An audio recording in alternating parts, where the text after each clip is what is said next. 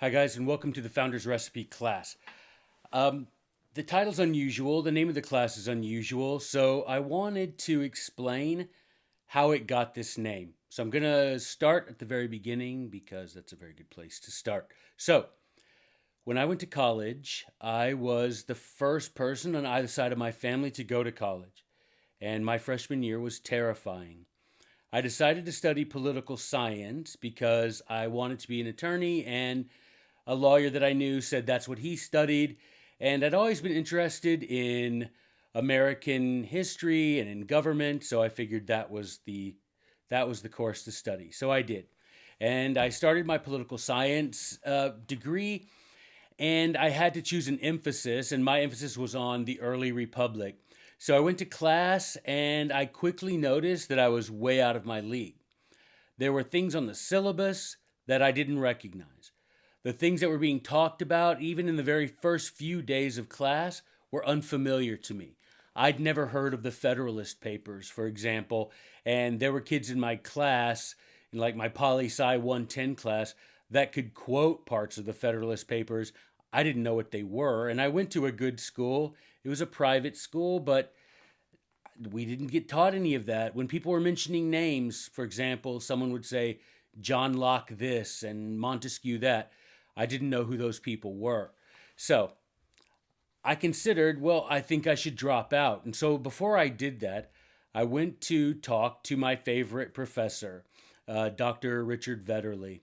And I told him the struggles I was having and that I thought I was going to drop out, but I wanted to tell him that I appreciated all that he did and what a great teacher he was. He told me, like any good mentor, that I should really think about what I was doing. And he's told me that I was a smart kid and that he thought I'd be able to catch up if I did some work outside of class. So when he asked specifically what were some things that were bothering me, I told him, I don't know what the Federalist Papers are. I see this stuff on the syllabus and I get nervous because I don't know what these things are. So he took a little paperback copy, one of the mass market paperback copies of the Federalist, and he told me, go to the library, because this is the days before the internet, go to the library and sit down with the index of this book and write on an index card every term in the index that you don't understand what it is, don't recognize it.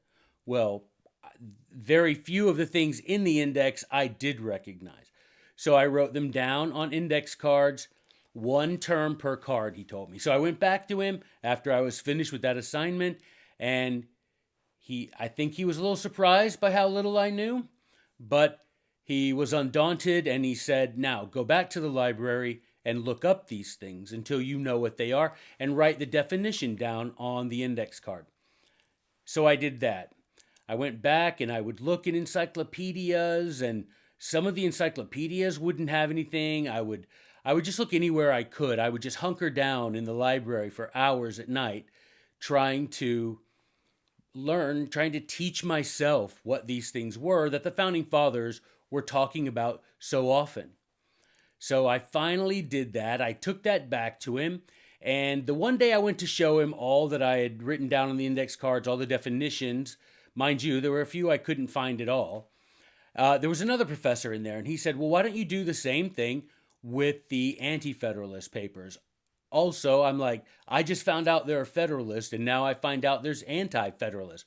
I don't know what that even means, but he did the same thing. He took a book off Dr. Vetterly's shelf and said, here, go do the same thing.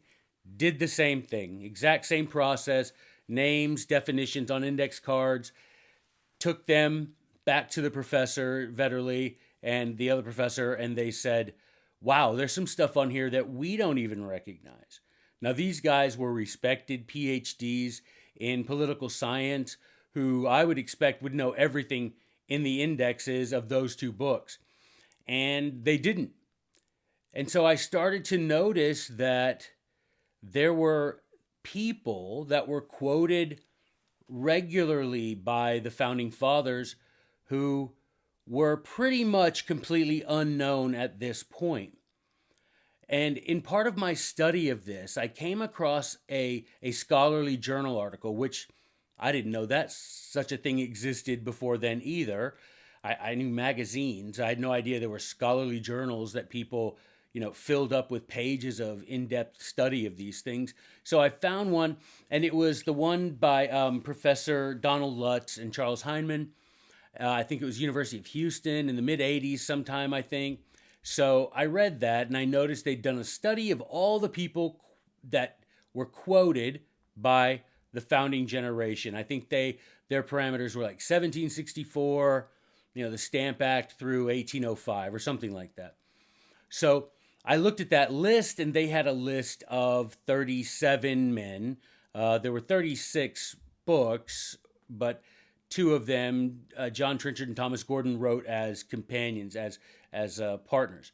So I looked at that list and I started to ask my professor, what did this guy contribute? What did that guy contribute? And some of these things, the professor would be like, I don't really know. I might have heard his name in grad school, but I don't know what he contributed. So that got me to thinking there must be a reason why our founding fathers as children would quote somebody that today PhDs in political science and American history didn't even know anything about. That seems odd to me.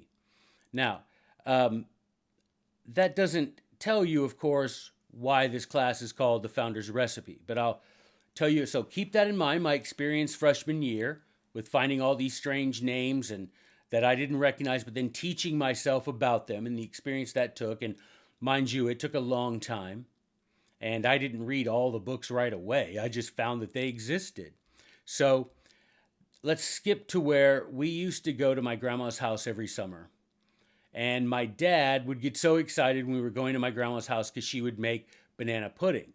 And my dad would just the first thing he would say pretty much when he walked in the door is, "Do you have banana pudding ready?" And of course my grandma always did because she knew that. And my dad would just sit there and pound banana pudding. And so it occurred to me one time, and many of you are probably saying, well, why did your dad only eat that like that one time a year when you went to visit? Why didn't he just get the recipe? Well, being a smart aleck, I asked my dad that same thing, why do you only eat banana pudding when we're at grandma? Why don't you just get the recipe, right? Because my idea is if you have the recipe and you follow the recipe, it might not be exactly like grandma's banana pudding, but it'll be pretty close, and you'll get to have it more than just once a year.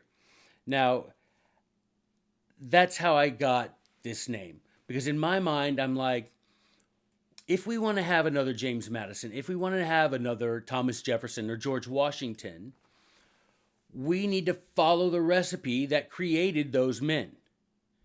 If we put into ourselves the ingredients that were put into them, we might not be exactly them, but we'll come pretty close. And so I recognized, adding my own study to that of Dr. Lutz and Dr. Heinemann, using the internet as a tool and the expansive view that gives of those things, I started putting all these things together and distilling these ingredients, these things that went into the minds of our founding fathers, hoping that we can follow this recipe and come out with the same delicious result, right? Now, the things that we learn in this class, they're not taught anywhere else. Now, I don't say that to be proud or to be boastful, but I've taught in school and I've been to school and I have friends that have gone to school, and these things for the most part are not taught. Most of the men whose names are on this Founder's Recipe list have been purposefully erased from the curricula of high school history classes. Now that's high school history. Mind you, many of the people that we study together in this class, these would have been books that our founders read as children, what we might call maybe third, fourth, fifth grade. That's when they would have read these things. Today, you go to college and you're likely never to have heard of some of them, okay? So I don't brag or say this with pride, but most of these things, this is the only place you're going to find out about them.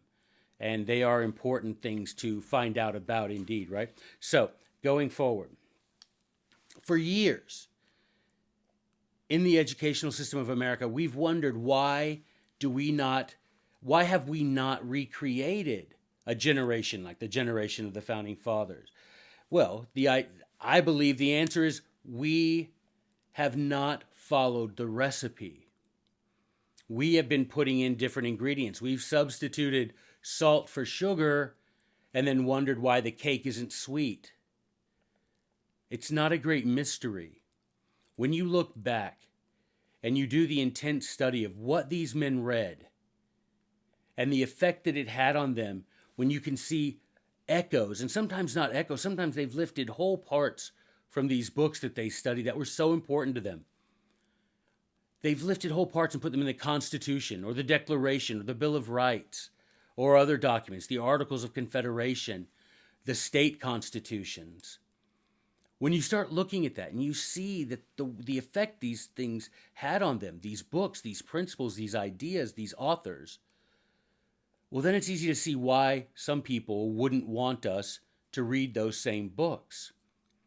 Because, frankly, once the government took control of education, they're not going to allow to be taught at government schools things that would eventually cause a generation of students to question the things they're being taught and thus question the power base of those who control education. So they knew if we let these kids read what the Founding Fathers read, these kids might grow up and do what the Founding Fathers did. That is to say, reject the control of a central government and take back from a tyrant the liberty that he had taken from them. Well, they can't have that.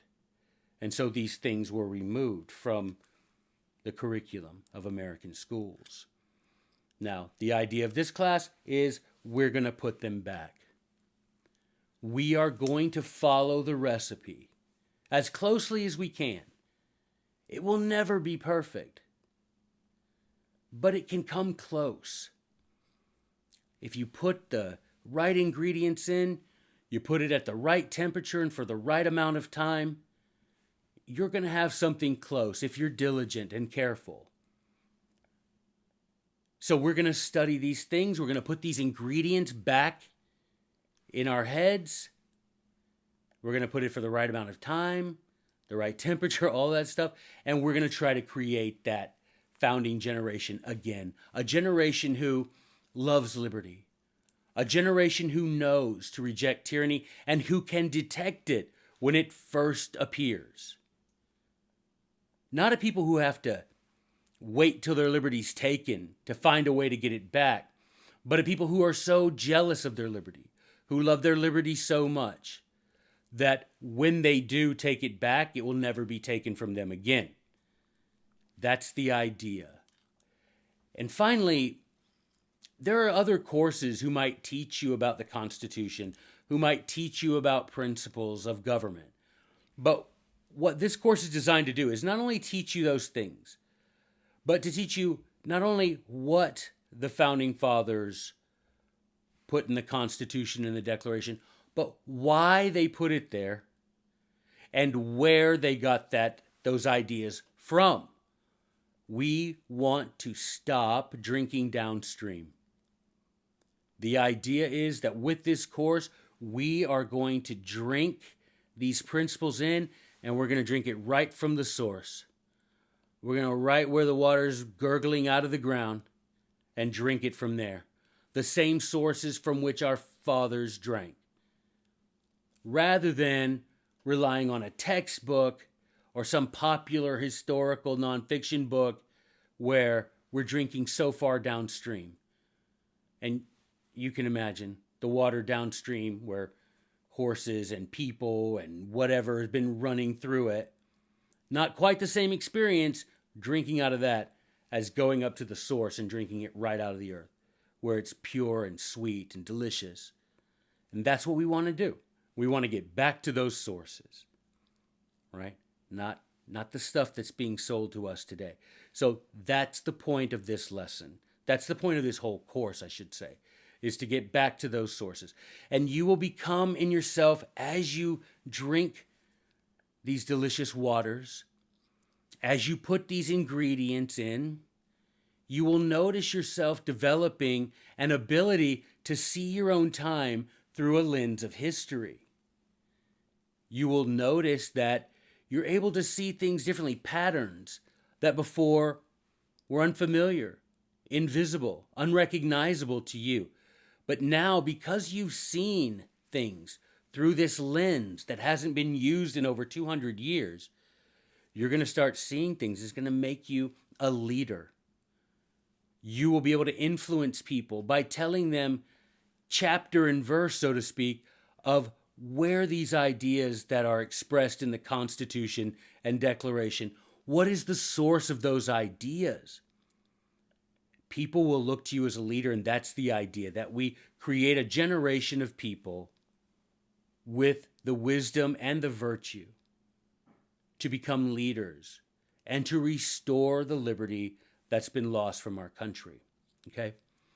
That's the overview of what we're going to be doing together in this course. I hope that gets you excited. I want you to think that for some of these things you read, people haven't really studied in over 200 years. Some of them people study superficially, but like I say, mostly not from the source, mostly from a textbook where someone in a textbook might mention that John Locke influenced Thomas Jefferson. Fair enough, but when you look at the Declaration, you'll see that he lifted whole phrases from people you've never heard of.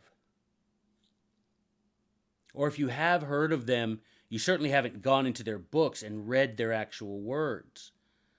But that's what we're going to do together. Now, many of you, I hope, have the Founder's Recipe book. Now, I would say it's not mandatory. I don't like ever having anything be mandatory, but it's going to help you a lot in this class if you have the Founder's Recipe book. Okay?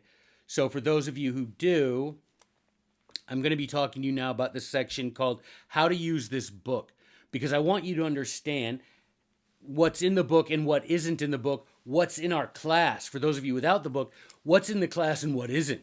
What do I intend to show you, share with you, and what you're going to have to teach yourself, right? Go back to the example I gave you at the beginning. Dr. Vetterli could teach me things, but unless I was willing to teach myself, some of the things he was teaching me were just going to be left to me unintelligible because I didn't prepare the soil, as it were, right? And the seeds he was throwing out were not gonna take and sprout because I hadn't prepared the soil.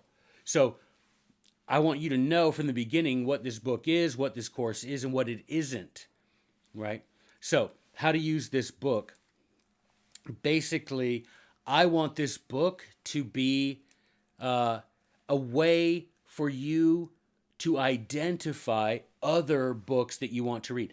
I don't want you to rely on this book because even though I, in the book, have selections from these 37 authors, I don't want you to consider that to be all you need to study. My hope is that it will pique your interest, right? That you will look at this and we'll read something together in one of the classes and you'll want to go and check out from the library or buy for yourself the books that this guy wrote and read them for yourself and take notes and all of that sort of thing, right? I want you not just to consider what's in this book to be some sort of comprehensive collection of the things our founders read and studied. I want you to think about it as just a little taste, right? This is a little sample. A good sample, a tasty sample, but nonetheless a sample. I want you to be able to go and read the books yourself and find out more about these things. Dig deeper, drink more. I don't want to be guilty of encouraging you to drink downstream.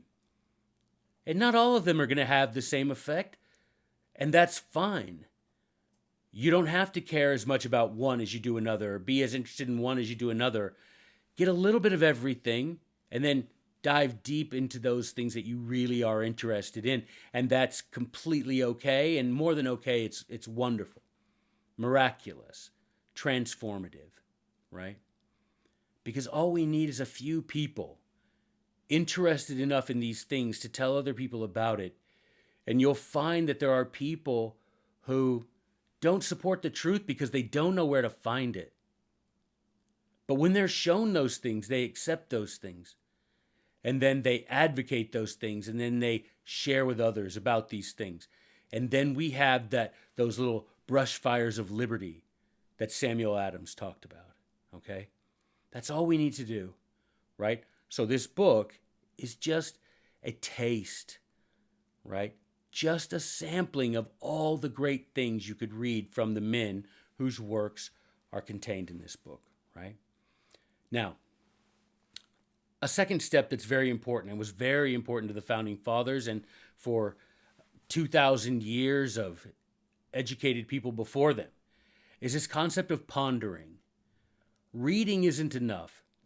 You've got to read, but you've got to study. You've got to ponder. Now, ponder comes from a Latin word meaning to weigh. Basically, what you want to do is you want to put these things in a scale and think about them in your mind. Ponder them, weigh them. What do they mean? What value do they have?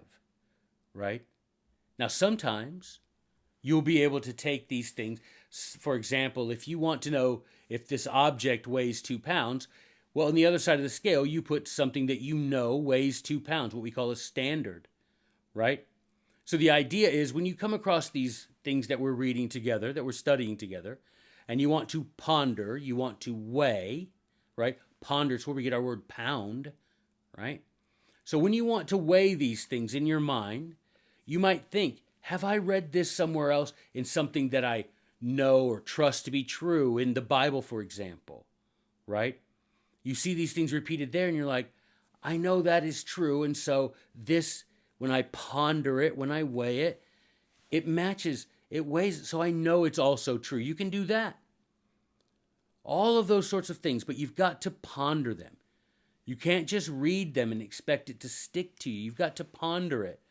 To use another culinary analogy, if you're gonna, do you know what? I'm sure you know what marinating is, right? So if you take a steak and you want to marinate it in some delicious marinade, if you marinate the steak for like an hour in that marinade, in that juice, it sinks in a tiny bit, but not much,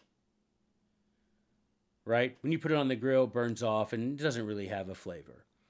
But if you put that steak in that marinade and you marinate it overnight, right? Then you put it on the grill, man, that taste sinks in. It seeps into the steak deeper and deeper to where even after you grill it, it still tastes like that marinade. Well, that's what I want to happen here. As you read these things, that's fine if you read them, but that's like marinating your mind for just an hour or so, or whatever it takes to read this. But if you take these things and you ponder them, you weigh them, you mull them over in your head, that's letting that steak sit in that delicious marinade for a longer amount of time. And that's what you want. It sinks in. It becomes a part of you. There's a phrase I say, know it like you wrote it. That's what I want. I want you to marinate in this for so long. These principles, these authors, these books that were so influential on our founding fathers. I want you to marinate in them so long that you know these books like you wrote these books. That when you come across something in the Constitution or the Declaration of Independence, that you can say, hey, I know where that comes from. Or that sounds familiar. And you can go back and look at your notes and say, hey, that was in that guy's book that we studied together in Founder's Recipe. That's a big deal. That's a powerful thing. As one of the guys in the Founder's Recipe, Francis Bacon, said, knowledge is power.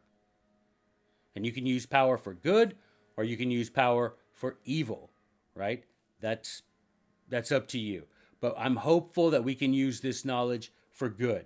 But you got to be willing to ponder it. You got to be willing to mull it over. Let yourself marinate in it for a long time, okay? Finally, I want to talk to you about this concept of a commonplace book.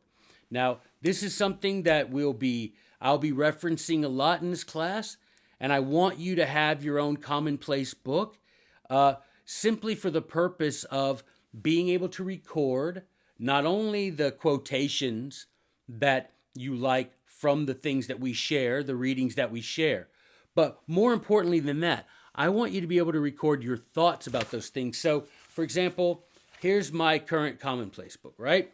So in this book, I just write things that I read during the day, and then I just write them down. And then later at night, I will write down my thoughts about those principles, that quotation that I wrote down. What do I understand that to mean? What does it mean to me? How can I apply it to myself? All those sorts of things. Now, a commonplace book, that was something that educated people carried with them all the time. There was a Latin phrase called vade mecum. Now, I know many of you have been taught to say vade mecum, whatever. Vademucum, which means to go with me. This little book, this little commonplace book, would go with you everywhere.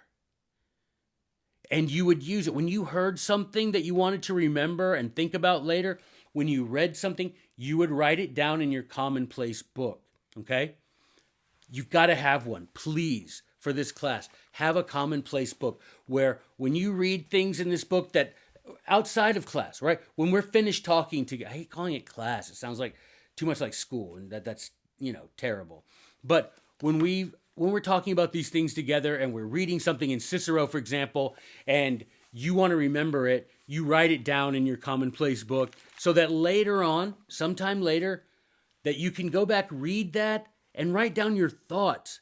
That's a part of pondering, a big part of pondering. You remember maybe half of what you read, but you remember 2/3 of what you read and write down.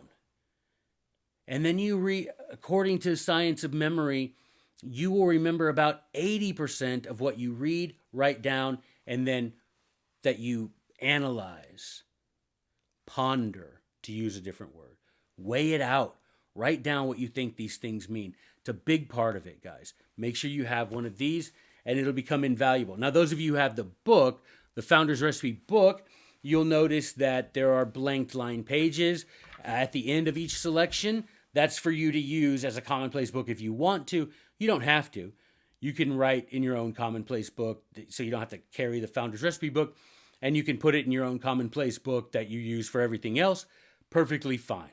But have yourself a commonplace book. It was so important to our founders. I own the commonplace books. Now, not the originals, right? I'm not a billionaire. But of James Madison, George Washington, Thomas Jefferson, John Milton, John Locke, Benjamin Franklin.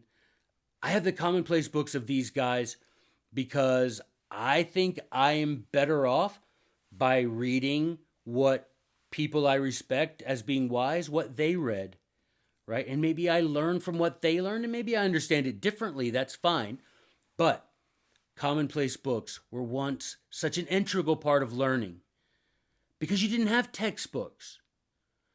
There's a story. I'll tell you a quick story. There's a story from when James Madison was in Donald Robertson's school, right? When he was a young man, maybe 12 years old. Donald Robertson, there was no such thing as textbooks, right? And there were books, obviously, but sometimes the parents of these students couldn't afford the books. When Donald Robertson says, okay, we're going to read Tacitus together, in Latin, mind you, not in an English translation, but in Latin, some of these parents didn't have that in their library and couldn't really afford it. So Donald Robertson would create his own textbook, so to speak. He would just put these things together for the kids, right? And so that commonplace book becomes really important because that's not a book that you own. You're sort of borrowing it. And if you have your commonplace book, your Vade Mecum, the book that's always with you, you bring it to when we're going to sit down, whenever you're going to play the next guy in the series, when you want to watch the next video, you have your book ready, right? And so when Donald Robertson, James Madison's teacher, did that, why, James Madison could just write the things down that he wanted to remember, and he did. And so we have in James Madison's commonplace book quotations from these guys that he read. based on these little sort of homemade books that Donald Robertson would use for his students. So they're very important, right? And so I want you to, when you're using this book, to remember these are just selections. This is a taste. You need to ponder these things. Because at the end of the day, what does it matter what Cicero thought? Cicero's been dead for almost, well, man, he's been dead for 2,060 years. But if what Cicero said, by pondering it, you can apply it to your own time, make yourself, make your family, make your community, make your state, and make your country better, then it matters. And a way to do that is to make these things important. And the way you do that is by writing them down, thinking about them deeply, weighing them, and then writing what you understand those things to mean. Okay? So the Commonplace book, can't overstress it enough. Can't stress it. I can't overstress it. Can't stress it enough. So lastly, remember that why are we studying the people that we study in this class, in the Founder's Recipe? Because these are the ingredients that went into making a Madison, a Washington. See him there? Madison, Washington. These are the things that they marinated in.